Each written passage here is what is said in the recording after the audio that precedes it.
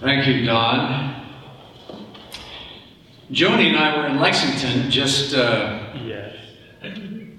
Tuesday, Wednesday, and Thursday. Just got back late last night from a DHM board meeting, and greetings were sent from DHM actually from Marilyn Williams to our own Jean Muir, who's, of course, as you well know, represented Montana with Disciples Women for many, many years, and Ruth Fletcher as well from the president of DHM. I wanted to talk to you a little bit about when I came of age, what was happening then, and how it affected me. I came of age at a time when young people were challenging the status quo in America. They were protesting the war in Vietnam, they were experimenting with different lifestyles, and they were casting about for meaning after the murder of a bright and shining young president. To me, at that time, civil rights was the most important issue. I was first exposed to racism in an extreme way. When I was a child, we lived in the Middle East.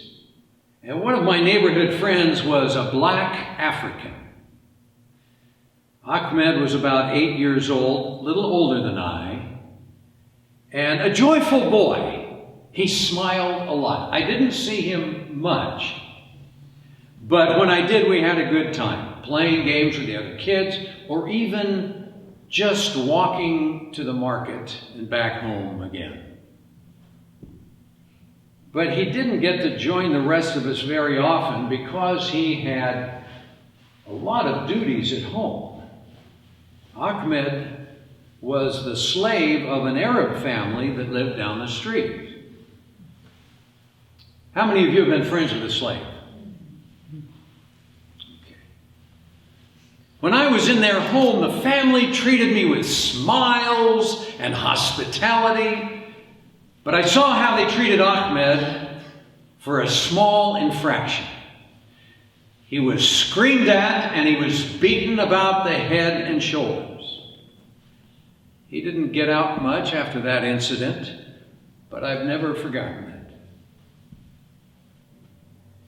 When our family came back to the United States, I started noticing racism in different forms, and it was my exposure to racial discrimination that informed my sense of justice, my understanding of justice.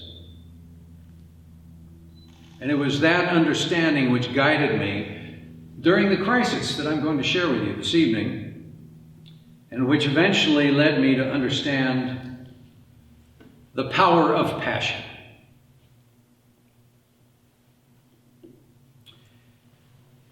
After college and the Army, I came to Montana, and within a few years I realized I was home. Look familiar? Billings, Montana. It's a good place to live and to work and to start a business and to raise a family.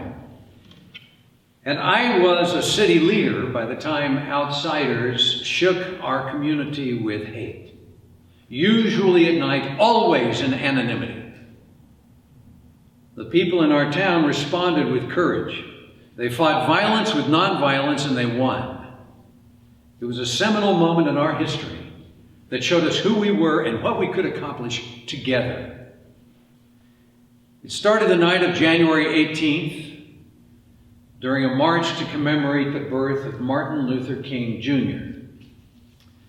We met at the American Lutheran Church on Division Street with clergy in their robes carrying tall torches to light the way on that cold, cold winter night.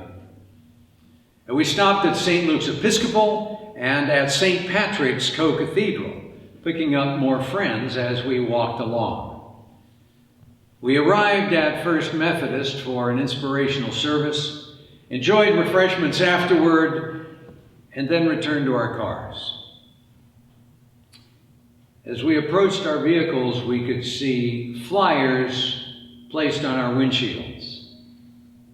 We took them off and read hateful words about African Americans, Dr. King, Jews, homosexuals, and our police chief. At the bottom of the flyer was printed, Knights of the Ku Klux Klan. We later learned that white supremacist groups had identified the Northwest United States as an ideal homeland for the white race. They targeted us. That was just the beginning of a string of hate activity throughout the year. Swastikas and epithets were spray painted on the home of a Native American woman, a young single mother named Dawn Fasthorse. Skinheads showed up at the Wayman Chapel, a small, mostly elderly, mostly African American congregation on the south side of Billings. Gays and Jews were singled out for harassment. Our Jewish cemetery was vandalized. Crosses were burned on the lawns of white Christians who had spoken out. The people in our town did not ignore this hate activity. They responded to it with passion. Our painters union showed up to scrape and repaint the vandalized house free of charge. The Fasthorse kids looked on, clinging to their mother, still confused about what had happened. Members of white congregations started attending Wayman Chapel to show their support and ease the anxiety of those older folks. The Billings Human Rights Coalition organized a march of several hundred people down Poly Drive to gather on the green at Rocky Mountain College. There were dozens of incidents throughout the year, but it was an act of violence in December that chilled our hearts. Someone had thrown a piece of paving stone through the bedroom window of a 6-year-old boy who had placed a menorah there to celebrate Hanukkah. This attack on the safety of a small child had a galvanizing effect on us. But what could we do? Margie McDonald from the Montana Association of Churches came to a meeting, and by the way, that meeting was right here in this room. There are 40 people sitting right here in the seats that you're sitting in right now. But she came here with drawings of a menorah and suggested we make copies for friends and fellow church members. And then we could put those drawings on the doors and windows of our homes and businesses to show support for our Jewish neighbors. That was an inspired notion. We enthusiastically embraced the idea, and menorahs started appearing on Gentile homes all over town. This was not without negative consequence. First Methodist put up a menorah and their window was broken. But it didn't break the resolve of that congregation. Another menorah was put on that new window and stayed there. More vandalism took place.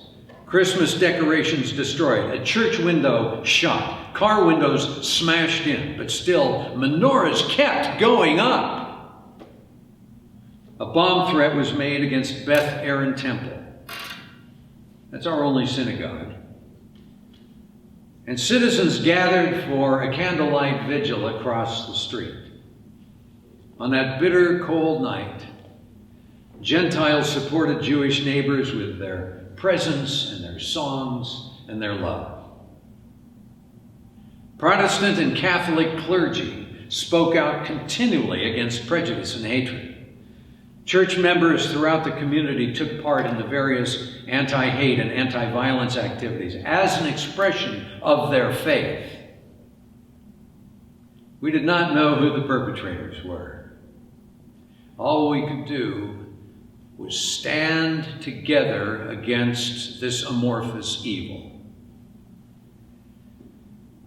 And we were passionate. On December 11th, the Billings Gazette published a full-page color picture of a menorah for more people to display on their homes. 4,000, 6,000, 8,000 the number kept going up. Colorful pictures of menorahs were blooming like flowers in winter throughout the community. Just as suddenly as it started, the vandalism stopped. The menorah stayed up, and the vandalism went away.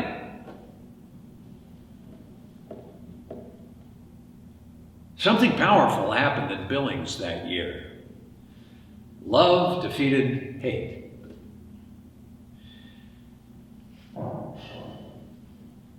The story of what happened here in Billings was all over the national news. Charles Carrault did a special on ABC. A documentary titled Not in Our Town was broadcast on PBS. A children's book was published. A made-for-TV movie was produced entitled Not in This Town.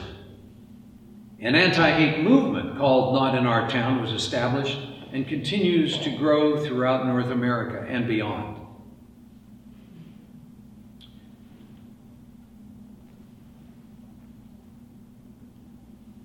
This is a photograph of Billings citizens, taken about a year after the events I've described. It was published in Life magazine, and I'm not sure if you can see what's happening in that picture. It was taken on South 27th Street in downtown Billings. Each one of those people is holding a menorah in his or her hand.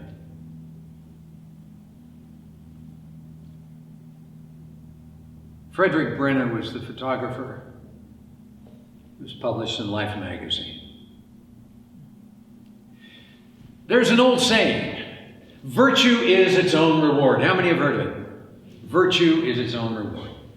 To be good citizens, good parents, good Christians, good people, we need to be virtuous. We must seek to do the right thing. And the joy of seeing the results of doing the right thing is rewarding in itself.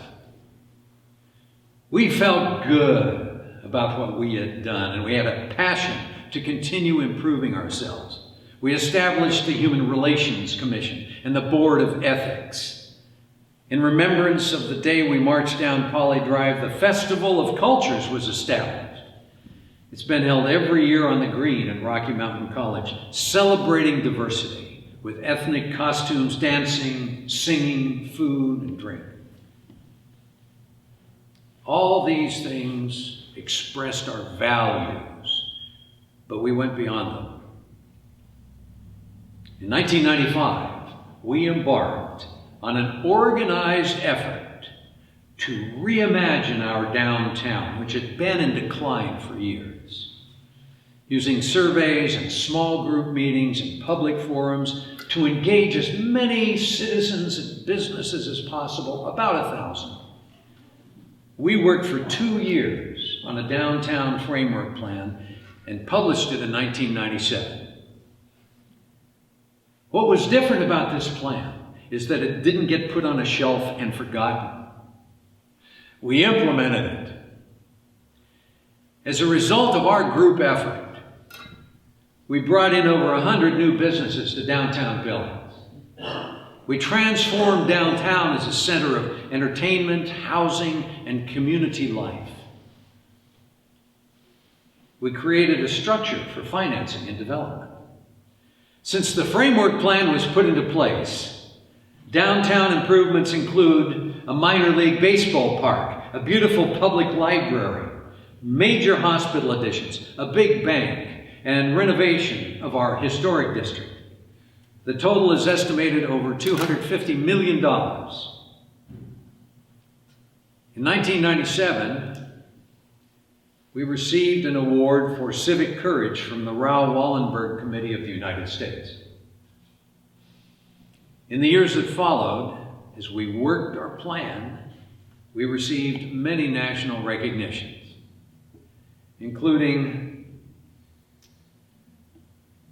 #1 place in America to start a small business, #3 best place to raise a family, #8 most safe and secure place to live.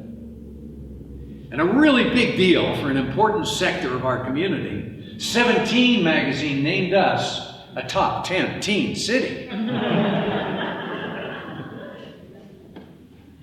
Well, we've been receiving award after award from national organizations as the improvement we make continue to build one upon the other.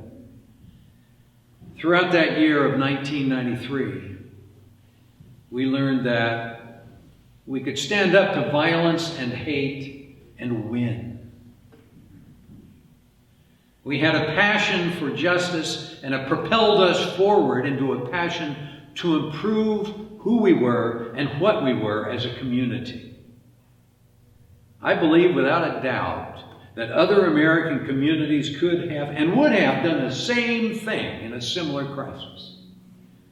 But in our case, we didn't stop with just feeling good about ourselves. We used the power of passion to transform an American city.